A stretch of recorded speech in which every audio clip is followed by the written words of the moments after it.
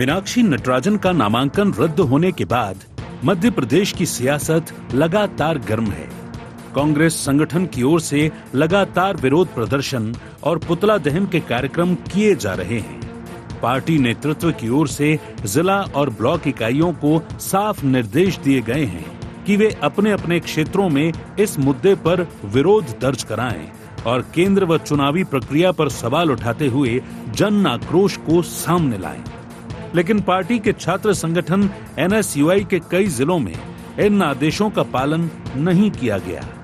यही वजह है कि संगठन ने अब 22 जिला अध्यक्षों को कारण बताओ नोटिस जारी किए हैं। बीजेपी ने इसे कांग्रेस की आंतरिक अव्यवस्था करार दिया, तो वहीं कांग्रेस ने दावा किया कि ये विरोध लोकतांत्रिक अधिकारों के तहत किया जा रहा है और संगठन पूरी तरह सक्रिय है।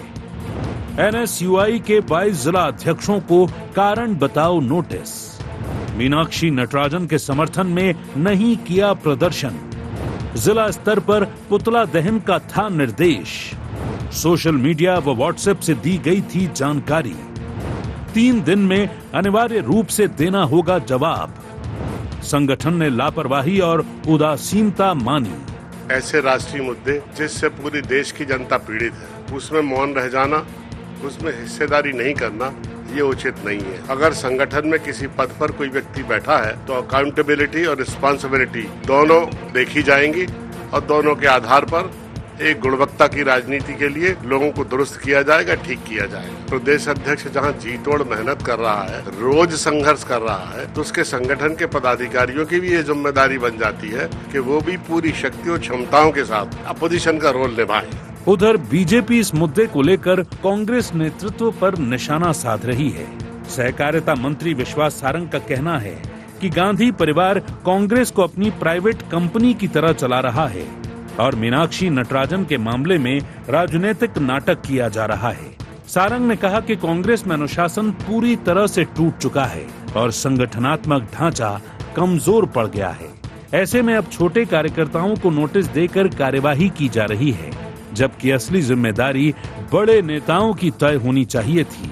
मीनाक्षी नटराजन जी के मामले में कांग्रेस ने खुद ने ही तो उनका फॉर्म रिजेक्ट कराया है। अब नाटक नौटंकी कर रही है। कांग्रेस तो अनुशासन के मामले में तार-तार है। छोटे लोगों को नोटिस देने से काम नहीं चलेगा। राहुल जी हो, प्रियंका जी हो, सोनिया जी हो, अपने घर की बपोती मानकर कांग्रेस का संचालन कर रहे हैं। अरे नोटिस देना है तो राहुल जी को दो, नोटिस देना है तो PCC अध्यक्ष को दो, नोटिस देना है तो बड़े नेताओं को दो। ऐसे छोटे मोटे नेताओं को नोटिस देकर उनको हतोत्साहित करना, ये कांग्रेस की परिपाटी है। कुल मिलाकर NSUI जिला अध्यक्षों को जारी नोटिस ने एक बार फिर कांग्रेस की अंदरूनी कार्यप्रणाली को सवालों के घेरे में ला दिया है। एक तरफ संगठन इसे अनुशासन का हिस्सा बता रहा है, तो दूसरी तरफ बीजेपी इसे कांग्रेस के भीतर बिखरते तालमेल और कमजोर पकड़ की तस्वीर के रूप में पेश कर रही है। ऐसे में ये मामला अब चुनावी विवाद से आगे बढ़कर मध्य प्रदेश की सियासत में सियासी बयानबाजी और संगठनात्मक ताकत की परीक्षा बन गया है। Bureau report IND 24।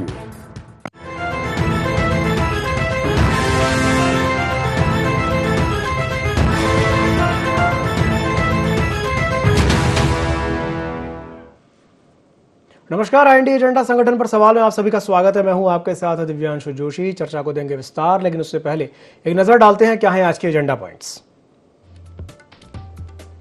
NSUI जिला अध्यक्षों को नोटिस के क्या है मायने? क्या कांग्रेस में कमजोर हो रहा संगठनात्मक अनुशासन? कांग्रेस की एकजुटता के दावे में कितना दम? बीजेपी क्यों उठा रही है कमजोर नेतृत्व का सवाल? तो मीनाक्षी नटराजन का नामांकन रद्द होने के बाद मध्य प्रदेश की जो सियासत है वो लगातार गरमाई हुई है। कांग्रेस संगठन की ओर से लगातार विरोध प्रदर्शन और पुतला दहन के कार्यक्रम किए जा रहे हैं। पार्टी नेतृत्व की ओर से जिला और ब्लॉक इकाइयों को साफ निर्देश दिए गए थे कि वे अपने अपने क्षेत्रों में इस मुद्दे पर विरोध दर्ज कराएं और केंद्र और चुनावी प्रक्रिया पर सवाल उठाते हुए जन आक्रोश को सामने लाएं। लेकिन पार्टी के छात्र संगठन NSUI के कई जिलों में इन आदेशों का पालन ही नहीं किया गया और यही वजह है कि संगठन ने अब 22 जिला अध्यक्षों को कारण बताओ नोटिस भी जारी कर दी है। और आज इसी विषय को लेकर के हम चर्चा करेंगे। कुछ खास मेहमान हमारे साथ चर्चा में शामिल हो रहे हैं। आपका परिचय करा देते हैं। हमारे साथ चर्चा में जुड़ रहे हैं कन्हैया लोधी जी, वरिष्ठ पत्रकार हैं। कन्हैया जी, बहुत बहुत स्वागत है आपका IND24 में। हमारे साथ जुड़ रहे हैं डॉक्टर विक्रम चौधरी जी, प्रवक्ता हैं मध्य प्रदेश कांग्रेस की। विक्रम जी, आपका भी बहुत बहुत स्वागत है IND24 में। और हमारे साथ जुड़ रहे हैं धैर्यवर्धन शर्मा जी, प्रवक्ता हैं मध्य प्रदेश भारतीय जनता पार्टी के। धैर्यवर्धन जी, आपका भी बहुत बहुत स्वागत है IND24 में।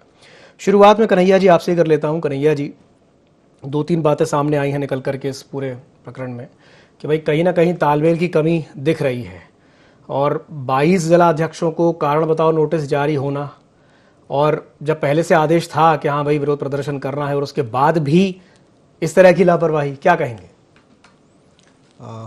दिव्यांशी जी, जहाँ तक मैं मानता हूँ, कांग्रेस जो है जिस तरह के अंतर्द्वंद से गुजर रही है ना, तो उसमें परिस्थिति ऐसी निर्मित हो गई है कि न तो कांग्रेस के पास में न तो मेरे को जन नज़र आ रहे हैं, न ही तो आक्रोश नज़र आ रहा है। सब्जेक्ट ये था कि मीनाक्षी नटराजन वाला मामला था कि भाई राज्यसभा में उनका नामांकन जो है निरस्त हो गया, राज्यसभा जा नहीं पाई, बीजेपी 3 सीटें जीत गई जी।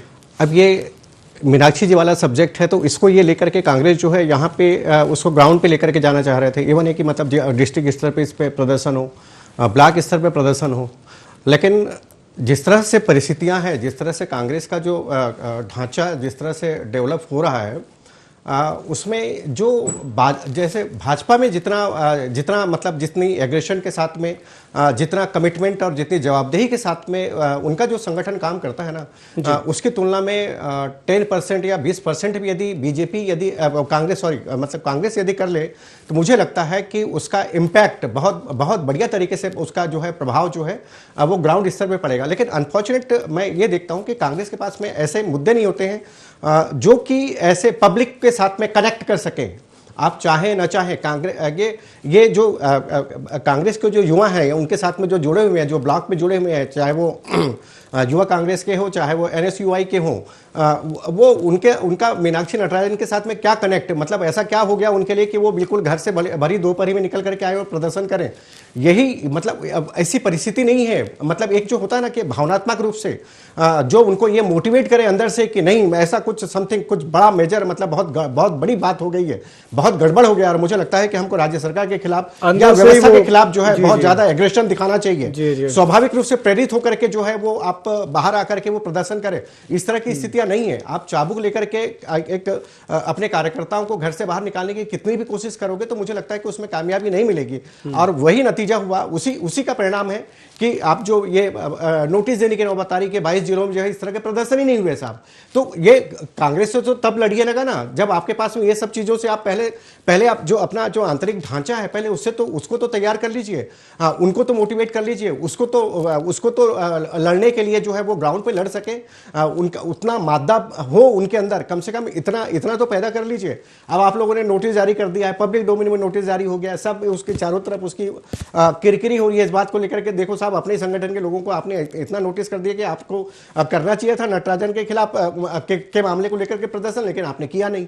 अब ये बीजेपी को बहुत बढ़िया मौका मिल गया है आप लोगों को, मतलब ये चटकारे लेकर के ये बातें करने का कि भैया देखो मतलब जो है कांग्रेस को तो मतलब ऐसी भी स्थिति नहीं है कि वो 4 लोगों को लेकर के सड़क पे आकर के किसी चौराहे पे जो है किसी मुद्दे को लेकर के प्रदर्शन करे, जबकि ये स्थिति है कि जो प्रदेश का नेतृत्व है बार बार उनको कह रहा है कि भैया आप प्रदर्शन करिए, उनका पुतला जलाइए इस मामले को लेकर के, लेकिन कोई करने को तैयार नहीं है। तो मुझे लगता है कि कांग्रेस को ये थोड़ा सा मंथन करने की जरूरत है कि हमको कहां से ये गलती कहां पे हो रही है, हमको क्या ऐसा हम कनेक्ट करें पब्लिक के साथ में ताकि लोग स्वाभाविक रूप से 100, 500, 1000, 5000, 10,000 के लोग में बड़ी संख्या में लोग हैं मैदान में आकर के जो है सरकार की जो नीतिगत बातों हो चाहे व्यवस्थागत बात हो उसको लेकर के जो है वो प्रदर्शन कर सकें। चलिए आप ही की बात पर प्रतिक्रिया ले लेता हूं। डॉक्टर विक्रम चौधरी भी हमारे साथ जुड़े हुए हैं। डॉक्टर चौधरी, ये कारण क्या है? मैं ये जानना चाहूंगा आपसे कि भाई नोटिस जारी करना पड़ रहा है, और जो बात अभी कन्हैया जी कह रहे थे कि भाई बाहरी लड़ाई तो आप तब जीतेंगे ना जब आप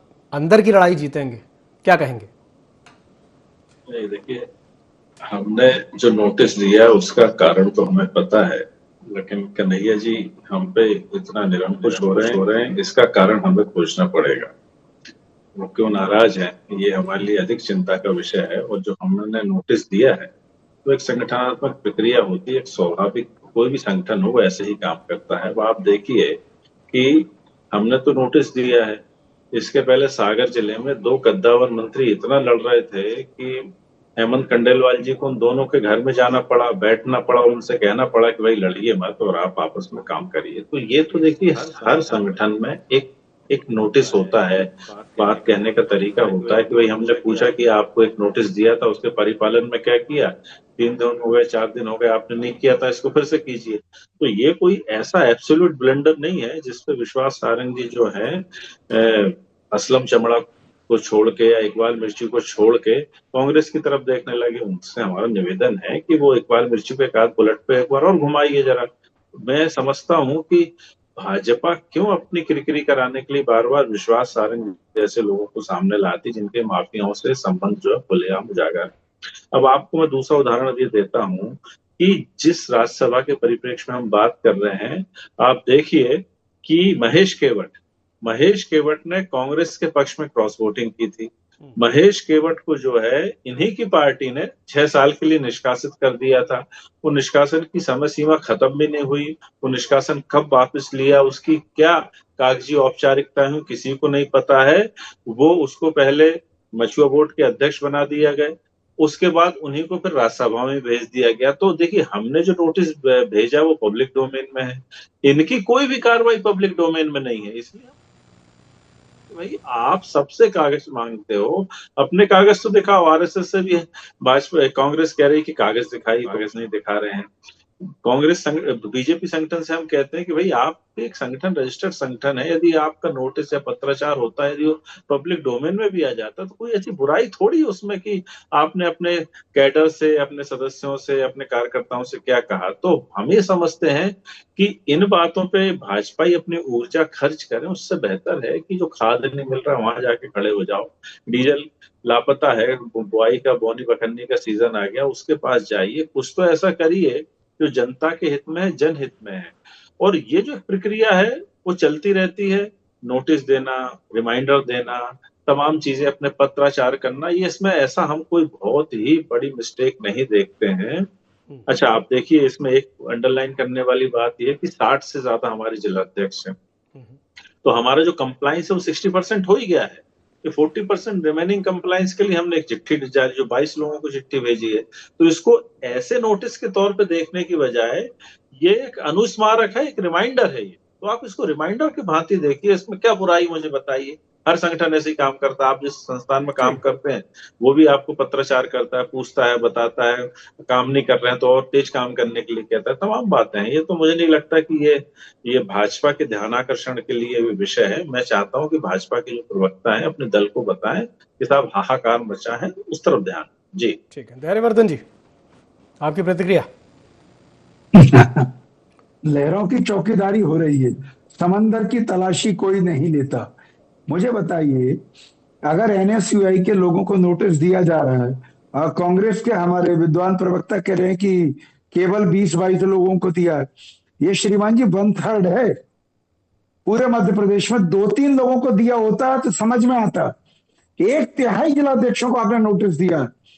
ऐसी क्या परिस्थिति है कि वो अवज्ञा कर रहे हैं, आपके आदेश का पालन नहीं कर रहे हैं, आपके हुक्म को वो पैरों के नीचे मार रहे हैं।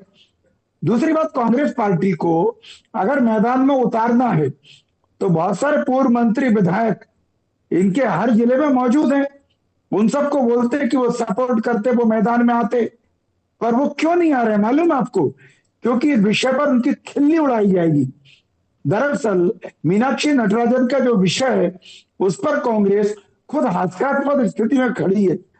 अपना खुद का घर जला लिया अपनी ही गलती से और दोषारोपण कर रहे हैं भारतीय जनता पार्टी पर। इस मुद्दे पर तो ये मस्खरे सिद्ध हो रहे हैं। लोग इनका मतलब लोग आश्चर्य कर रहे हैं कि इतनी बड़ी पार्टी होने का दम्भ भरने वाली, मोदी जी का विकल्प बनकर के देश में आने के लिए रोज रोज स्टेटमेंट देने वाली कांग्रेस पार्टी राज्यसभा का फॉर्म ठीक से नहीं भर सकी। कहां गए इनके विधिक जानकार, कहां चले गए इनके लॉ को समझने वाले लोग, कहां चले गए इनके हाईकोर्ट सुप्रीम कोर्ट के एडवोकेट्स, कहां चले गए इनके विधिवेत्ता। यह बहुत दर्दनाक स्थिति है। इसलिए एनएसयूआई के बच्चों पर कोई प्रभाव नहीं पड़ा। दूसरी बात, बहुत प्रेम में बड़ी ताकत होती है। जोशी साहब, जब कार्यकर्ता से स्नेह होता है, अपनत्व होता है, या तो उस पीड़ित व्यक्ति का हो जिसको लेकर के यह स्टैंड खड़ा किया जा रहा है। उनका अपना आभा मंडल होता, उनका अपना प्रभाव होता, उनका अपना जिले जिले में परिचय होता, तो लोग उनके लिए खड़े होते। या कांग्रेस पार्टी का नेतृत्व का इतना लगाव होता उन नौजवानों से जो एनएसयूआई में तो बिल्कुल एकदम से नए लड़के होते हैं, कॉलेज में आए हुए, वो उन बच्चों से कहीं ना कहीं आपका कनेक्शन इतना गहरा होता तो वो आपकी बात मानते। जिस तरह से अवज्ञा हुई है पूरे मध्य प्रदेश में कांग्रेस पार्टी को, कांग्रेस नेतृत्व को सच में बहुत ही शर्मनाक हालातों का सामना करना पड़ रहा है। ठीक है, ठीक है, ठीक है। डॉक्टर चौधरी, धैर्यवर्धन जी कह रहे हैं कि लगाव की भी कमी है, प्रभाव की भी कमी है, क्या कहेंगे? ऐसा नहीं है। आप बताइए, यदि 22 लाख बच्चे जो हैं नीट का पेपर फिर से दे रहे हैं, तो युवाओं को लेकर निरंकुश कौन है? युवाओं से किसका लगाव नहीं है? युवाओं के मुद्दों पर कौन असंवेदनशील है? तो स्पष्ट पता चलता है। हालात गवाह दे रहे हैं, हमारा विषय नहीं है। इसके पहले भी मैं आपको स्पष्टीकरण दे चुका हूं कि ये कोई बात नहीं है। मैंने इनकी आवाज सुन नहीं पाया, पता नहीं इन्होंने महेश केवट के जो उनको निष्कासन था उसके बारे में क्या सफाई दिया, टीका टिप्पणी थी, मैंने नहीं पता। लेकिन मैं पुनः आपको बता रहा हूं कि 60% कंप्लायंस हो गया है और हमारे 3-4 संगठन लगातार काम कर रहे हैं। महिला कांग्रेस लगातार काम कर रही है, पंचायती राज संगठन लगातार काम कर रहा है, मैन कांग्रेस लगातार काम कर रही है। तो बहुत स्वाभाविक है कि रोज एक धरना प्रदर्शन हो रहा है तो एनएसयूआई वहां भी अपनी उपस्थिति दर्ज कराती है। वो जैसे ही वो अन्य संगठनों से फ्री होंगे वो अपने तत्वाधान में भी प्रदर्शन करेंगे। इस बात के लिए धैर्यवर्धन जी को धैर्य रखना चाहिए कि चिंता मत करिए, जो 22 लोग हैं वो भी जोरदार प्रदर्शन करेंगे और सरकार की ईंट से ईंट बजा देंगे। लेकिन मैं पुनः ये कह रहा हूं कि धैर्यवर्धन जी, जितनी ऊर्जा आप हमें लेके खर्च करते हैं उतनी प्रदेश की जनता पे तो खर्च कर दीजिए प्रभु। चलिए हमें लेके चलिए, हम आपके साथ चल रहे हैं। बताइए कि फलाने को आपने खाद दिला दी, यहाँ डीजल की कमी नहीं। मत भोपाल की राजधानी में डीजल की लाइन में लगना पड़ रहा है लोगों को। तो मेरा आप यही निवेदन है कि हमारा जो संगठन है बहुत पारदर्शी है, कागज दिखाने में संकोच नहीं करता है, वो बाकायदा पंजीकृत है, बाकायदा जो है ऑडिट देता है, टैक्स देता है। उसके हर ट्रस्ट के पास एक पैन कार्ड है, कांग्रेस पार्टी के 500 करोड़ के भवन आ रहा हूँ आपके पास भी आ रहा हूँ। ऐसा कुछ भी नहीं है। धैर्यवर्धन जी धैर्य रखिए, आ रहा हूँ आपके पास भी आ रहा हूँ। आप बताइए ना जी, आरएसएस को बताइए कि ये देखो ये भ्रमित होता मत है करिए, काम देखिए करना गलत संविधान जानकारी के दायरे में, विद्वान आदमी चुनाव है, आयोग के अच्छा दायरे नहीं में लगता आप गलत जो बोल भी रहे हैं। चिट्ठी आती है पब्लिक डोमेन में आती है। यहाँ तो आप ही को नहीं पता होगा कि आरएसएस का 500 करोड़ का दिल्ली का जो ऑफिस है उसका कोई खाता वही आपके पास है? बताइए धैर्यवर्धन जी। जी जानता होता लोग हैं, संघ के लिए समर्पित है, क्या पैसे की बात कर रहे हैं? तन समर्पित, मन समर्पित और यह जीवन समर्पित। और तब भी सोचता हूँ मातृभूमि तो कुछ और भी दूं। और एक ऐसा संगठन जो देश के लिए काम कर रहा है, जो हिंदू समाज के लिए काम कर रहा है, उसके लिए सर्वस्व समर्पण के लिए तैयार हैं। आप कहाँ हमारी बिल्डिंग्स पे उठा रहे हैं? ये जो आपके जो वो श्लोक वगैरह है ना, इनकी आड़ में जो है असलम चमड़ा पनपता है। इनकी आड़ में 75 टन गौ मांस जो है पीएचक्यू के सामने मिलता है। ये आपका जो अपंजीकृत संस्थान है ना, वही 200 करोड़ रुपए से बना है। जहां जो राम मंदिर से 200 करोड़ रुपए गायब हुए हैं ना, वो वहीं पहुंचे हैं आपके संस्थान में। इसलिए ना आप उनका हिसाब दे पाएंगे ना हिसाब ले पाएंगे। देखिए, आज विवेक राम मंदिर पर करनी हो तो मैं उसके लिए तैयार हूँ। राम मंदिर में एसआईटी का गठन हुआ, जांच हो रही है, वो अलग विषय है। उस पर बात करना चाहेंगे तो उस पर भी बात करेंगे, जरूर करेंगे। ठीक है, उसमें अपराधी को ढूंढने के लिए ठीक है, उस पर कभी और बात कर लेंगे। पूछताछ इन्वेस्टिगेशन की प्रक्रिया है। मैं फिर कह रहा हूँ, कांग्रेस के कुछ प्रवक्ता बहुत पढ़े लिखे हैं, उनमें से मैं आपको मानता हूँ, इसलिए आपको तथ्यों पर बात करनी चाहिए और विषयांतर नहीं करना चाहिए। चलिए, ये अच्छी बात है कि आप उन्हें पढ़ा लिखा मानते हैं, ये अच्छी बात है। ठीक है, कन्हैया जी जी उन्होंने तो हाथ जोड़ लिए। चलिए कन्हैया जी, बात जिस विषय पर हो रही थी वापस से उसी पर आ जाते हैं कि जो बात अभी जैसे धैर्यवर्धन जी ने कही, कभी लगाव और प्रभाव की कहीं ना कहीं कमी है, और दूसरी बात जो डॉक्टर चौधरी कह रहे हैं कि नहीं भाई नोटिस ही तो है, उसको लेके इतना हंगामा बरपाने की क्या जरूरत है, क्या कहेंगे? हाँ, नोटिस ही तो है, उसमें कोई दिक्कत वाली बात नहीं है। लेकिन आप बिल्कुल जैसे मतलब धैर्यवर्धन जी ने जो कहा, मैं भी वही बात कहूँगा कि 2 4 5 10 लोगों को यदि आप नोटिस दे देते ना, तो बहुत सामान्य सी बात है, स्वाभाविक है। कहीं पे मतलब अराजक स्थिति होती है, लोग जो है वो जो पार्टी नेतृत्व है उसकी जो गाइडलाइन होते हैं, जो आदेश होते हैं, निर्देश होते हैं, कई बार वो लोग पालन नहीं करते हैं, कई बार डिसोबे करते हैं, तो वो उसकी वजह से जो है वो 2 4 5 लोगों को यदि आप नोटिस इशू होता तो कोई सब्जेक्ट ही नहीं होता। मुझे लगता है कि ये डिबेट का सब्जेक्ट भी नहीं होता। लेकिन लगभग जैसे आपने बताया कि आपके पास में जो है वो 60 जो है मतलब जो है वो बॉडी है डिस्ट्रिक्ट की, और 60 में से लगभग आपने 20 22 लोगों को यदि आपने नोटिस दे दिया है, तो आपने किसी इंडिविजुअल व्यक्ति को नहीं दिया है ना, इंडिविजुअल नहीं, मतलब वहाँ की जो डिस्ट्रिक्ट की जो बॉडी जो आपने गठित की है उसका जो मेन जो है उसको लीड करने वाला, इसका मतलब पूरी की पूरी जो आपकी जो डिस्ट्रिक्ट की बॉडी है उसको आपने नोटिस इशू किया है ना। बेसिकली डिबेट इसी बात को लेकर के हो रही है। और दूसरी बात ये कि जो जिस प्रसंग को लेकर के डिबेट करने की बात आ रही है, या वो धरना प्रदर्शन की जो बात आप जो चल रहा है आप लोगों का, कि नटराजन जी का जो है वो मीनाक्षी जी का जो है वो जो नामांकन है निरस्त क्यों हुआ, ये बहुत बड़ा सवाल है। तो आप थोड़ा सा डॉक्टर साहब ये वाली बात भी है कि मैं जो थोड़ी बहुत जो मेरे को जानकारी मिली है उस हिसाब से, क्या ये जो नामांकन भरने वाली जो पूरी की पूरी जो प्रोसेस है उसमें जो आपकी पूरी की पूरी एक कोर टीम थी, जो उन्होंने मतलब जो है वो जो एफिडेविट तैयार करवाया होगा, पूरे नामांकन का पूरा ड्राफ्ट पूरा तैयार करवाया होगा, उसमें से बहुत सारे जो कर्णधार थे, उसके जो मुख्य धारा के लोग थे, क्या उनमें से क्या कोई ऐसा व्यक्ति था जो जिसने कभी कि विधानसभा का चुनाव लड़ा हो या पार्षदी का चुनाव लड़ा हो और खुद का भी जो है वो नामांकन पत्र जो है वो निरस्त हो गया हो? क्या ऐसा भी कोई व्यक्ति है क्या?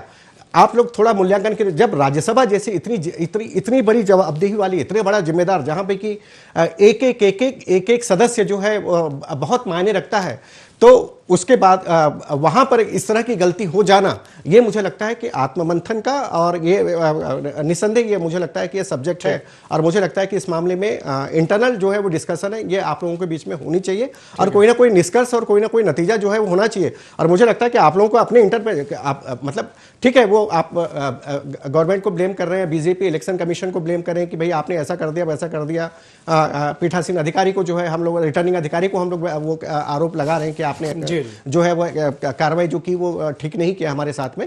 लेकिन मुझे लगता है कि कांग्रेस है इस बात को लेकर भी मंथन करे कि अंततोगत्वा क्या हमसे भी कोई चूक हुई है क्या, और क्या इसके लिए भी क्या किसी की जवाबदेही तय होगी क्या, ये भी मुझे लगता है कि इस बारे में जो है वो चर्चा होनी चाहिए। जी जी, डॉक्टर चौधरी आप कुछ कहना चाह रहे थे? जी कन्हैया जी आपकी बात से देखिए सहमत है। निंदक नेर की आंगन कुटी छबा, यदि आपने आलोचना की है, आप सुधी पत्रकार हैं, तो हम उसको खुले हृदय स्वीकार करते हैं। और आपने जो नामांकन निरस्ती की बात की है, तो ये एक लंबी डिबेट है, इस पे अपन कभी और चर्चा करेंगे। लेकिन इसमें एक बिंदु मैं बहुत उल्लेखनीय तौर पे आपको बता दूं कि 2016 की रूल बुक के आधार पे ये पर्चा खारिज किया गया है, ना कि 2023 की रूल बुक के आधार पे। तो जो पर्चा खारिज हुआ है, ये जरूरी नहीं है कि डॉक्टर यदि बीमारी में नहीं घिरा हो तो दूसरे बीमारी का इलाज नहीं कर सकता, या कोई वकील ने कभी खून ना किया हो तो वो हत्या के मुकदमे नहीं लड़ सकता। ऐसा नहीं है, तर्क आपका उचित मुझे प्रतीत नहीं होता है। और दूसरी बात है, धैर्यवर्धन जी ने एक बहुत अच्छा शब्द का इस्तेमाल किया, लगाव और प्रभाव।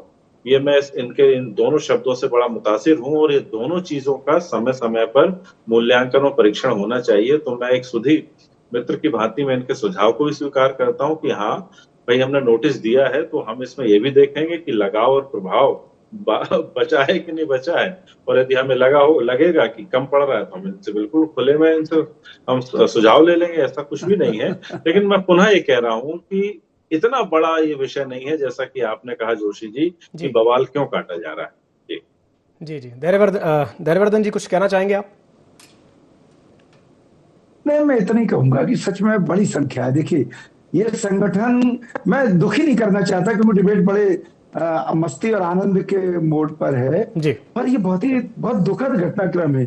20 22 लोग या तो नकारा है, या आपने उन लोगों को किसी के सिफारिश पर बना दिया जिनको कुछ आता ही नहीं है, वो प्रशिक्षण भी नहीं है उनके पास कि वो आपके आदेश का पालन कर सकें, 100 200 बच्चों को बुला करके अपनी बात रख सकें, ज्ञापन दे सकें, कहीं पर धरना प्रदर्शन कर सकें। मुझे लग रहा है सड़क पर आपको ट्रेनिंग देना चाहिए अपने लोगों को। और इससे भी बड़ी बात यह है कि जो विषय होता है, नकारा तो वो नहीं हो विषय- सकते भाई, उनको चुना गया है, बनाया गया है, तो नकारा ऐसा कैसे हो सकता है कि वो नकारा है? तो कैसे बना दिया? पेपर लीक पर एबीवीपी ने एक भी नहीं, आप प्रदर्शन मुझे नहीं किया, बताइए तो ना, हम क्यों किस पे आदेश क्या का टिप्पणी पालन करें, नहीं किया? बताइए। दोनों में एक बात तो होगी ना। जी जी, चलिए कन्हैया जी, आपकी एक टिप्पणी हो जाए, फिर चर्चा को समाप्त करेंगे जी। मैं जहाँ तक डॉक्टर साहब को मैं जानता हूँ, बहुत विद्वान आदमी है निसंदेह। कांग्रेस का पक्ष बहुत बढ़िया तरीके से रखते हैं, और मतलब कांग्रेस का पक्ष रखना इधर ये बहुत आसान टास्क नहीं है। और आप लोग जिस सहजता, जिस सौम्यता और जिस सद्भावना के साथ में आप अपनी बात रखते हो, निसंदेह बहुत ही तारीफ के काबिल है। लेकिन मैंने वही वाली बात कही, देखो इशू बहुत सारे हैं, मतलब नीट की बात कही थी आप, मतलब उधर अपन अयोध्या वाले मामले में चले गए, है ना, वो तो चोरी वाले मामले में। अपन यहाँ अपना डिस्कशन का जो सब्जेक्ट है वो मीनाक्षी जी वाला जो सब्जेक्ट है उसको लेकर के। लेकिन मैं वही बात मैं कहूँगा कि वाकई ये कांग्रेस के लिए मुझे लगता है कि आत्ममंथन का ये समय है। मुझे आत्ममंथन का समय, ये निसंदेह जो है आप लोगों को बैठ करके कि हम लोगों से कहाँ गलती हुई। देखिए दूसरों पे आरोप लगा देना तो बहुत आसान होता है ना, आप तो मतलब रिटर्निंग अधिकारी पे, मतलब अरविंद शर्मा जी पे जो है वो उस पे आपने ब्लेम कर सकते हो, इलेक्शन कमीशन पे कर सकते हो। लेकिन मुझे लगता है कि आप लोग इंटरनली बैठ करके किसी ना किसी की ऐसी जवाबदेही तय करेंगे कि नहीं नहीं आपसे भी ये गलती हुई है, आपको इस चीज का डॉक्टर परीक्षण करना चौधरी इस चाहिए था। मामले में सुझाव को स्वीकार भी कर रहे हैं, वो कह रहे हैं कि नहीं, हम हाँ। सुझाव को स्वीकार करते हैं। हाँ बिल्कुल बिल्कुल, और मुझे लगता है कि इसका नतीजा भी आना चाहिए ना, सिर्फ सुझाव को स्वीकार करना आएगा, नहीं बिल्कुल, कि हमने धैर्य रखिए, 2-4 आएगा। दिन के अंदर, जी, 2-4 जी, दिन जी। के अंदर, मतलब कि हमने एक ऐसे व्यक्ति को जो है वो जवाबदेही हमने आइडेंटिफाई किया कि इनकी जिम्मेदारी थी, और ये इस चीज को जो है वो देख नहीं पाए, और इनसे कमी हुई, जिसकी वजह से कि नामांकन निरस्त करवाने का मौका मिला उसको, बीजेपी को कह लो या कि रिटर्निंग अधिकारी को, बिल्कुल जो भी। बिल्कुल। चलिए, बहुत बहुत धन्यवाद आप तीनों मेहमानों का हमारे साथ जुड़ने के लिए और चर्चा में शामिल होने के लिए। तो समय की बाध्यता के चलते मैं इस चर्चा को यहीं समाप्त करना चाहूंगा। खबरों का सिलसिला लगातार जारी है, अब बने रहिए ID24 के साथ। नमस्कार।